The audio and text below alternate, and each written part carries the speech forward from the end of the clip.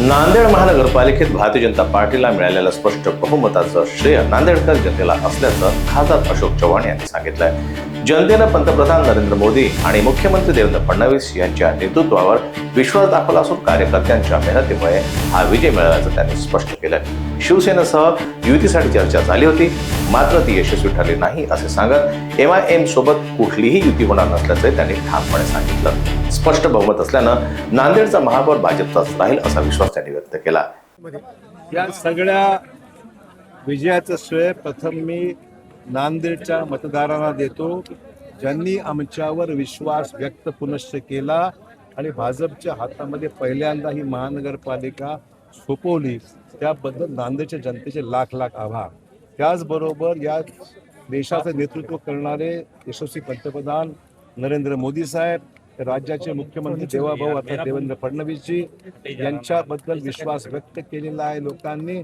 जरूर आमच्यावर विश्वास व्यक्त करत असताना माझे असंख्य कार्यकर्ते हे सुद्धा विजयासाठी तेवढेच इन्व्हॉल्व होते की त्यांनी मेहनत खूप घेतली, म्हणून त्यांचे मी आभार मानतो होतो। ज्यावेळेस त्यांची चर्चा आमच्याशी सुरू होती त्यावेळेस DP सावंत होते, राजूरकर होते, आमचे चैतन्य बापू होते। मी त्याला सांगितलं होतं की मी 8 ते 10 जागा तुम्हाला निश्चित देऊ। ते करत असताना बरीच कसरत होती, परंतु आमच्या कार्यकर्त्यांना थोडंसं बाजूला सारून सुद्धा आम्ही द्यायला तयार होतो, पण त्यांनी आमचं ऐकलं नाही दुर्दैवाने। ठीक आहे, पण आपण पाहिलं युती झाली असती तर कदाचित त्यांनाही त्रास झाला नसता।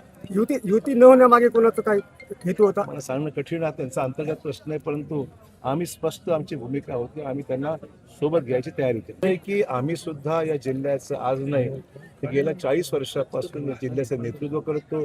राज्याचं मी नेतृत्व केलेलं आहे, जिल्ह्यातलं सुद्धा विकासाच्या कामाला आम्ही लोकांनी काम केलेलं आहे, परंतु निवडणूक हा वेगळाच विषय आहे। लोकांना राजकीय स्थैर्य सुद्धा लागत असतं आणि केंद्रात आणि राज्यामध्ये सरकार जे BJPचं आहे त्या सरकारच्या माध्यमातून जिल्ह्याला अधिकचा पैसा मिळेल, विकासाच्या कामाला चालना मिळेल। मुख्यमंत्र्यांनी जे काही भाषणामध्ये विषय स्पष्ट केलेले आहेत त्या अनुषंगाने पुढची वाटचाल आपल्याला करता येईल, तो अँगल लोकांच्या मनामध्ये होता आणि म्हणून त्यांनी भाजपच्या बाजूने कौल दिलेला आहे। Bureau report, Lokvahini media, Nanded.